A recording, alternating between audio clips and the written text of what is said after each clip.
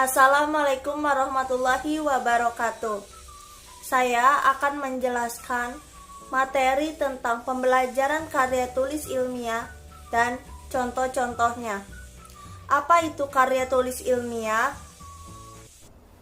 Karya tulis ilmiah adalah sebuah teks atau tulisan yang disusun dengan memperhatikan prinsip-prinsip yang berlaku, atau karangan atau tulisan yang disusun secara sistematis berdasarkan pola penalaran ilmiah dan ilmu pengetahuan tertentu. Contoh karya tulis ilmiah. Bab 1. Pendahuluan. Terdapat latar belakang masalah, rumusan masalah, dan tujuan penelitian. Bab 2. Pembahasan. Bab 3. Penutup. Terdapat kesimpulan. Ciri-ciri karya tulis ilmiah. Pertama, sistematis. Sistematis adalah karya ilmiah disusun dengan pola atau urutan yang baku. Kedua, logis. Logis adalah isinya dapat dipahami dan dibenarkan oleh akal sehat, antara lain didasari oleh hubungan kausalitas atau sebab akibat. Ketiga, objektif. Objektif adalah pernyataan-pernyataannya didasarkan pandangan umum. Keempat, faktual. Faktual adalah kebenaran di dalamnya didasarkan kenyataan yang sesungguhnya. Jenis karya tulis ilmiah berdasarkan cara penyajiannya ada 3. Dibagi menjadi 3. Yang pertama, ada yang bentuknya populer. Yang kedua, semi formal. Dan yang nomor 3, formal. Pertama, karya tulis ilmiah yang bentuknya populer, ini penyajiannya menggunakan bahasa yang santai. Contohnya artikel. Yang kedua, ada karya tulis ilmiah yang bentuknya semi formal. Jadi, sistematikanya jelas, namun tidak harus memuat seluruh unsur karya tulis ilmiah atau lebih ringkas. Contohnya makalah. Yang nomor 3, ada karya tulis ilmiah yang bentuknya formal. Harus memenuhi unsur-unsur kelengkapan akademis secara lengkap. Contohnya skripsi, tesis, dan disertasi. Jenis-jenis karya tulis ilmiah. Pertama, artikel. Artikel adalah tulisan yang berisi opini penulis atas permasalahan tertentu yang diangkat. Opini yang dimaksud bukan pandangan subjektif semata, tetapi berdasarkan beberapa penelitian yang telah dilakukan oleh lembaga atau institusi tertentu. Kedua, makalah. Makalah adalah jenis karya tulis ilmiah yang dalam proses penulisannya dibutuhkan data studi lapangan sehingga bersifat empiris dan objektif. Ketiga, laporan. Laporan adalah suatu bentuk penyampaian berita, keterangan, pemberitahuan, ataupun pertanggungjawaban baik secara lisan maupun secara tertulis dari bawahan kepada atasan sesuai dengan hubungan wewenang dan tanggung jawab yang ada di antara mereka. Keempat, skripsi. Skripsi adalah suatu karya tulis ilmiah berupa paparan tulisan hasil penelitian sarjana S1 yang membahas suatu permasalahan atau fenomena dalam bidang ilmu tertentu dengan menggunakan kaidah-kaidah yang berlaku.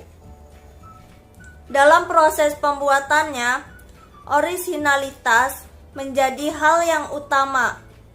Bentuk akhir skripsi biasanya berbentuk hardcover dan dipresentasikan di depan para dosen penguji dan pembimbing yang disebut dengan istilah sidang skripsi. Kelima, tesis.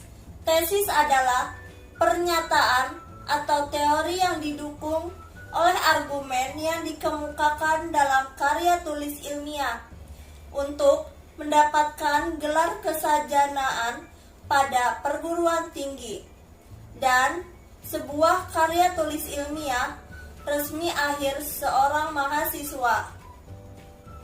Perbedaannya dengan skripsi, tesis menganalisis suatu topik penelitian lebih kompleks sehingga tingkat ilmiah dari tesis lebih kuat dibandingkan skripsi.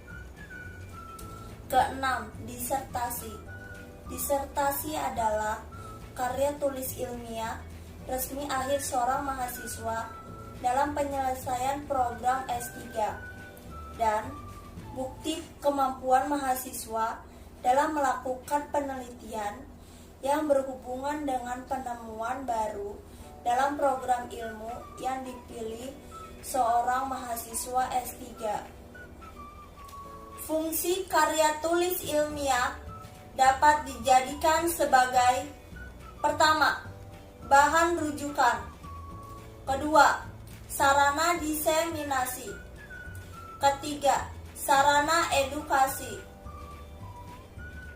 Seperti penjelasan sebelumnya, bahwa karya tulis ilmiah disusun secara sistematis dengan menggunakan pola atau urutan yang baku. Struktur karya tulis ilmiah. Pertama, judul. Judul dalam karya ilmiah dirumuskan dalam satu frasa yang jelas dan lengkap. Judul mencerminkan hubungan antar variabel. Istilah hubungan di sini tidak selalu mempunyai makna korelasional, kausalitas, ataupun determinatif. Judul juga mencerminkan dan konsistensi dengan ruang lingkup penelitian, tujuan penelitian, subjek penelitian, dan metode penelitian. Kedua, abstrak. Abstrak adalah ulasan singkat pernyataan apa yang telah dilakukan, dihasilkan, dan disimpulkan, yang harus ditulis dalam bahasa Indonesia atau bahasa Inggris. Selain bahasa Indonesia, ditulis huruf miring. Ketiga, pendahuluan.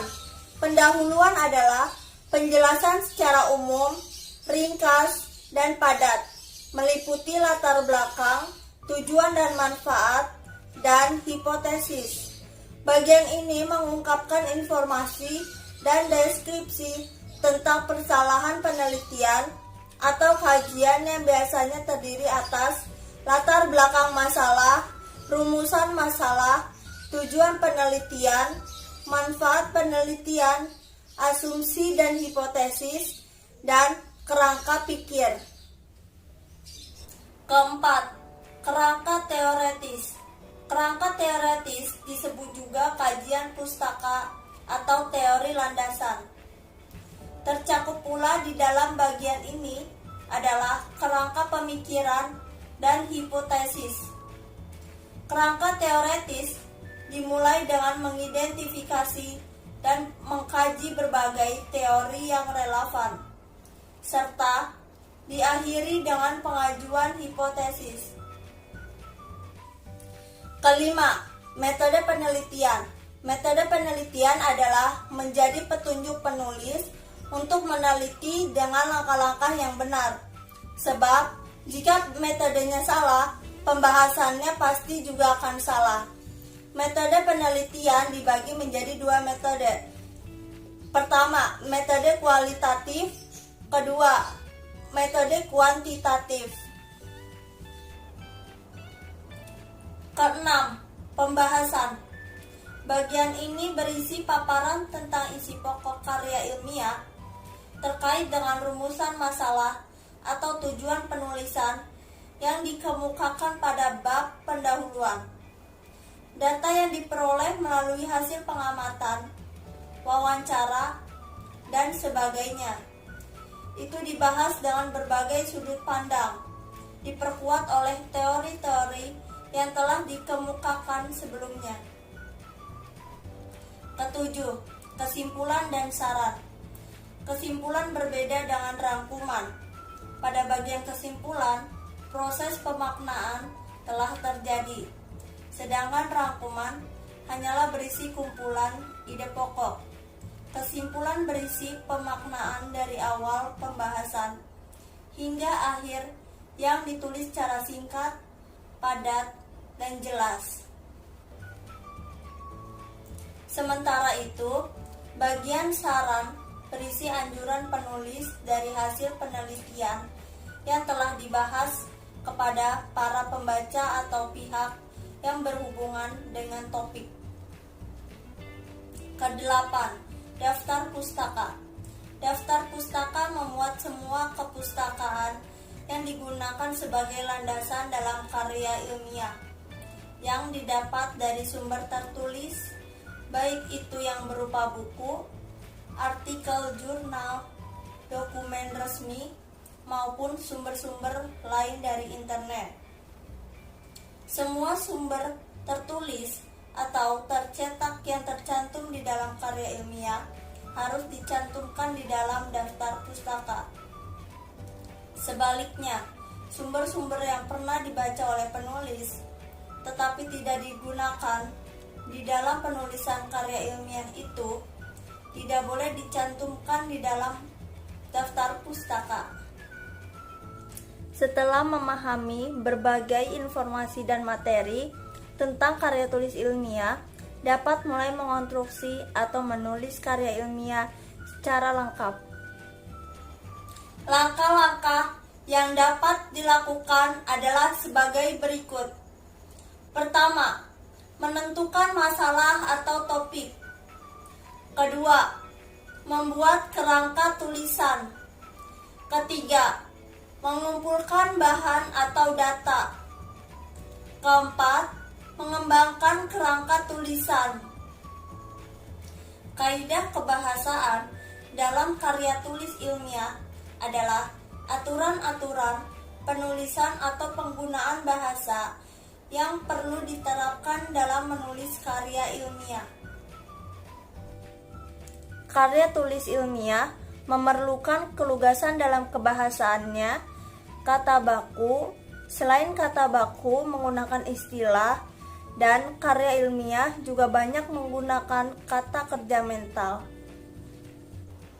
Sekian dari saya, jangan lupa like, comment, subscribe, share, and turn on notification.